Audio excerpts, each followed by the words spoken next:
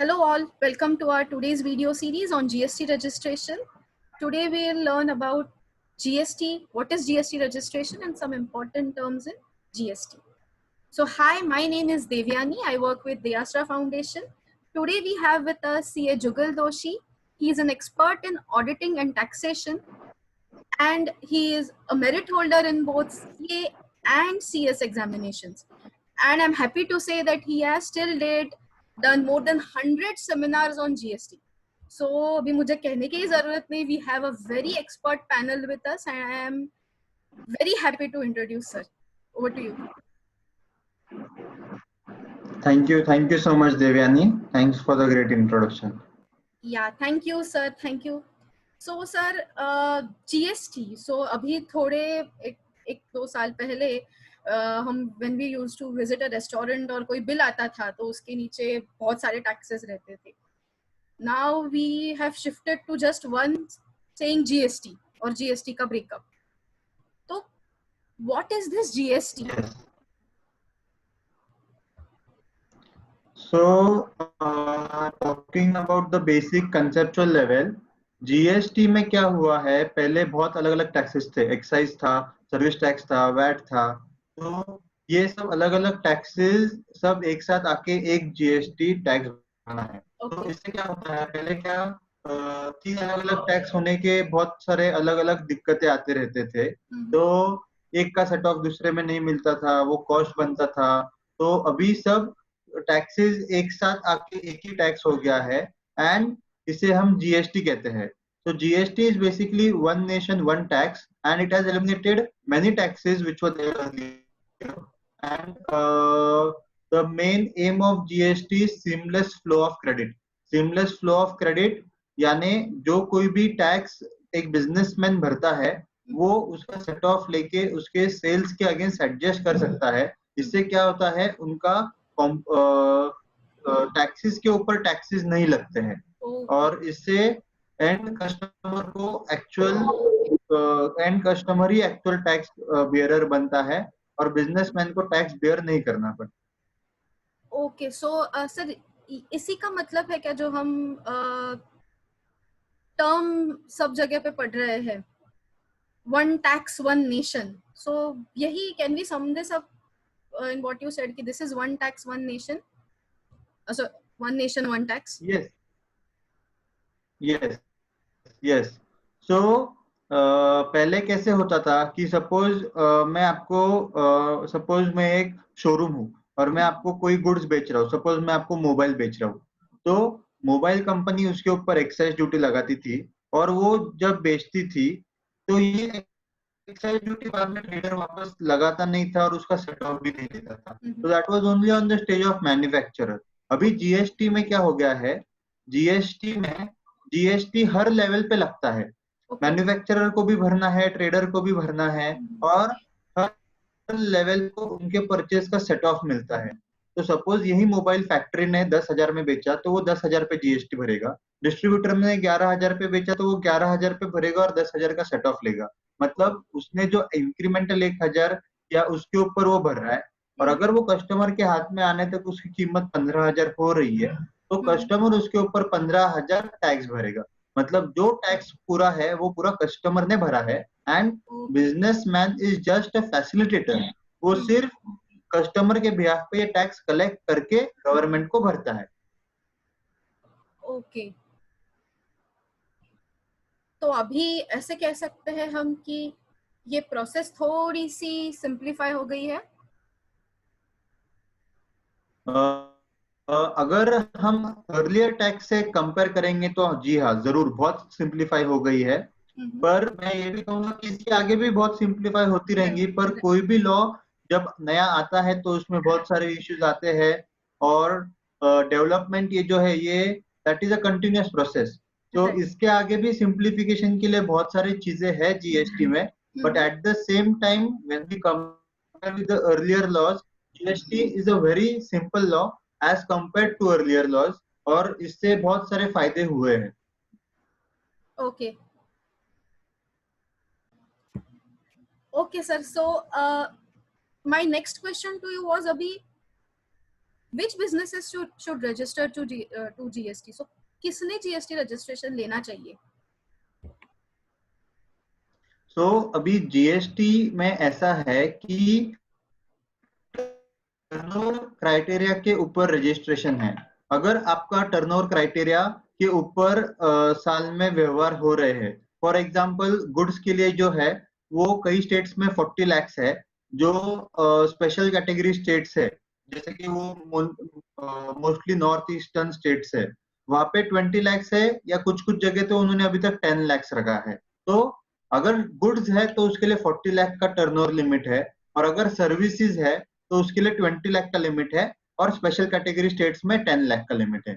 तो अगर अपने व्यवसाय या फिर अपने बिजनेस का अगर टर्नओवर ये लिमिट के ऊपर जा रहा है साल में, तो ही हमें जीएसटी में रजिस्ट्रेशन करने की जरूरत है। बट जब मैं ये कह रहा हूँ तो ये जनरल हो गया। इसके साथ साथ दो अलग सेक्शंस भी है जीएसटी में, जिसमें एक सेक्शन में उन्होंने कहा है कि ये कैटेगरी के लोगों को जीएसटी लेने की गरज ही नहीं है, और एक में कहा है कि ये कैटेगरी के लोगों को जीएसटी कंपलसरी लेना है, भले ही फिर आपका रजिस्ट्रे टर्नओवर वो 40 लाख या 20 लाख या 10 लाख के लिमिट के नीचे रहेगा। तो जनरल जो है एग्रीकल्चर प्रोड्यूस, मतलब एग्रीकल्चर के ऊपर जीएसटी नहीं है, तो अगर मेरा एग्रीकल्चर प्रोड्यूस का टर्नओवर 2 करोड़ है, फिर भी मुझे रजिस्ट्रेशन लेने की जरूरत नहीं है। या फिर मैं जो गुड्स या सर्विसेज में डील करता हूँ, अगर वो चीज के ऊपर जीएसटी नहीं है, अगर फॉर एग्जांपल मैं दूध बेच रहा हूँ, तो दूध के ऊपर अगर जीएसटी नहीं है और मेरा दूध बेच के साल में 70 लाख का टर्नओवर हो रहा है, तो ये केस में भी मुझे रजिस्ट्रेशन लेने की जरूरत नहीं है। बट इसमें बहुत इंपॉर्टेंट ये है कि हमें ये ख्याल रखना चाहिए कि मेरा सिर्फ एग्जाम टर्नओवर होना चाहिए। अगर मैं 70 लाख का दूध बेच रहा हूँ जिसके ऊपर जीएसटी नहीं है, और उसके साथ साथ मैं साल में 5 लाख का घी बेच रहा हूँ जिसके ऊपर जीएसटी है, तो ये केस में मुझे जीएसटी रजिस्ट्रेशन लेना पड़ता है, क्योंकि ये जो 40 लाख का डेफिनेशन टर्नओवर का लिमिट है वो एग्रीगेट टर्नओवर के लिए है, और जीएसटी कायदे में एग्रीगेट टर्नओवर पकड़ कैलकुलेट करते समय उसमें सब exempt supply, nil rated supply, non GST supply सब पकड़ा जाता है। ओके, तो सर ऐसे कह सकते हैं क्या कि हमारे उद्योगों को क्या करना चाहिए? बैठ के पहले सोचना चाहिए कि उनका जो टर्नओवर है क्या ये इस लिमिट के ऊपर जा रहा है, अगर है तो you will have to get registered, और उनके जो टर्नओवर है वो किस बिजनेस से आ रहा है। अगर वो एग्जेम्प्टेड है तो उनको नहीं लेना पड़ेगा, पर अगर मैंडेटरी है तो लेना ही पड़ेगा, अगर कॉम्बिनेशन है तो भी लेना पड़ेगा, राइट सर? यस यस, अभी जैसे कि मैंने कहा, अभी ऐसे 12 या 13 क्लॉजेस है जिसमें रजिस्ट्रेशन कंपलसरी है। अभी फॉर एग्जांपल अगर मैं इंटर स्टेट सप्लाई कर रहा हूँ, इंटर स्टेट सप्लाई मतलब दो राज्यों के बीच में, अगर मैं महाराष्ट्र से गुड्स अगर बेंगलोर भेज रहा हूँ या फिर गुजरात भेज रहा हूँ, तो इसे हम इंटर स्टेट सप्लाई कहते हैं। तो ये केस में रजिस्ट्रेशन कंपलसरी है। अभी सर्विसेज के लिए उन्होंने एक एग्जाम्पशन दिया है, बट गुड्स अगर रहेंगे तो ये केस में हमें रजिस्ट्रेशन लेना पड़ता है। या फिर अगर मुझे आरसीएम ट्रांजैक्शन के ऊपर टैक्स भरना है, या फिर मैं जो गुड्स बेच रहा हूँ मैं वो ई कॉमर्स ऑपरेटर थ्रू बेच रहा हूँ और उसके ऊपर मैं टैक्स भर रहा हूँ, ई कॉमर्स ऑपरेटर टैक्स नहीं भर रहा है, तो ऐसे केस में भी रजिस्ट्रेशन लेना पड़ता है। ओके, हाँ, और ऐसे और 5-10 केसेस है। Okay, okay, thank you sir. अभी हमने देखा कि जीएसटी क्या है, किसको जीएसटी रजिस्ट्रेशन लेना चाहिए, और सर मैंने एक देखा है कि जीएसटी रजिस्ट्रेशन लेने के बाद एक कुछ जीएसटीएन नंबर आता है, वो सर क्या नंबर क्या है? मतलब हम उसको कुछ पढ़ने का कोई तरीका है, मतलब होता क्या है ये जीएसटी नंबर? तो जीएसटीएन नंबर ये हमारा पैन लिंक्ड नंबर रहता है। जीएसटीएन नंबर के फर्स्ट 2 लेटर्स जो रहते हैं वो स्टेट कोड रहता है।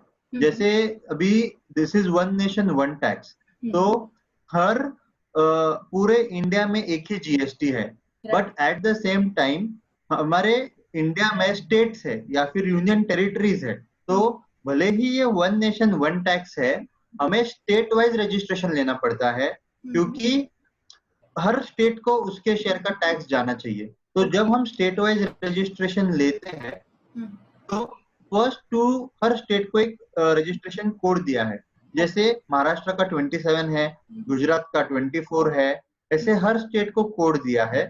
So first two letters of your GSTN is always going to be your state code. उसके आगे के जो 10 डिजिट रहते हैं वो आपका पैन नंबर रहता है। तो GST is a complete pan based, GSTN is complete pan based, और उसमें के 10 डिजिट्स ये आपके पैन नंबर रहने वाले हैं। उसके बाद जो अपना 13th डिजिट रहता है दैट इज नंबर, मतलब आपका वो स्टेट में कितना जीएसटी रजिस्ट्रेशन है। अभी सपोज मेरा महाराष्ट्र में 4 रजिस्ट्रेशन है, तो पहले के सामने 1 रहेगा, दूसरे के सामने 2 रहेगा, तीसरे के सामने 3 रहेगा। ये ऐसे अलग अलग वो नंबर है which represents your which the number of registration in the respective state। उसके बाद एक अल्फाबेट रहता है जो कि एक डिजिट है to keep number unique, and last जो रहता है उसे हम चेकसम कहते हैं। तो ये ऐसे रहता है 15 डिजिट जीएसटीएन।